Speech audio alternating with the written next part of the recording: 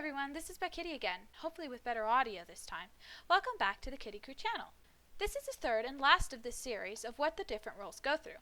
Now that I come to think about it, we should call this video what different roles have to go through in form of toxicity from their teammates, but I named it what different roles go through, so there's no changing it. Keep in mind, I'm a healer main, and I don't know much about tanks, but I didn't want to leave tanks out of this. So I played tank for about 2 weeks, and this is what I came up with. Okay, let's get started. Number 1, the role. When I play tank, there's always a pressure that you must play something to match your other tank. As in, if you're playing Winston, then it's on the other tank to play Ball or D.Va to go dive with you, or play Zarya and coordinate. And I'm pretty sure coordinating on Overwatch is like a Widowmaker in Bronze getting kills. It won't happen unless you're really, really lucky. Number 2, the throw. Now, like DPS, the secondary tank can mean the win or the loss of the game. Only when tanks throw, it's a lot harder to make up for. Number 1 being because the tank that is throwing has a lot more health than a normal DPS and is capable of more feeding.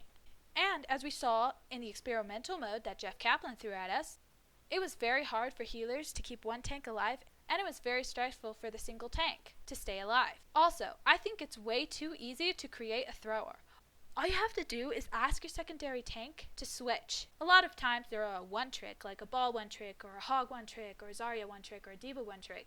And then they won't switch, and once your team gets mad at them because they didn't switch, and the opposite team has a Mei and a McCree and a Brig, and they're Ball, then he starts to throw and feed, which is just amazing. Number 3, your shield. Now, this one is to all the amazing shield tank mains, or to the people who switch just because we need a shield tank. Seriously, kudos to you. Anyway, I'm sure anyone who has played shield tank has experienced the team complain about how they're not using their shield enough, especially when the opposite team is focusing your shield and you're trying to keep your team alive by keeping it up, but they have a Junkrat and you do not. You have a Widowmaker who is in constant need of your shield. They complain that you never put your shield up once, so you show them your 33,000 damage taken on your shield, and they blame it on you ran into the middle of their team. Which, what happened was, your backline died because they couldn't deal with a Doomfist, and so the whole opposite team decided to gang up on you. And so I guess you did die in the middle of their team. So, it's your fault. Number 4, teleporting tanks. Ah, yes. You know, I wish tanks had an ability to teleport. Even though it would destroy Overwatch and the game mechanic would be abused, but just for the fact to just protect your DPS who are in stupid positions. For example, Ashe is in the backline and asks for a bubble from your Zarya, only she isn't in sight at all. She's in the backline of the enemy. She can't at all get any bubbles or of any sort because she's not in the line of sight of your Zarya. So she gets hooked and dies and then blames it on said Zarya because she didn't bubble her. And she was right. Why didn't you teleport over there and bubble her? Give me a break. What are you doing? Number 5, abilities.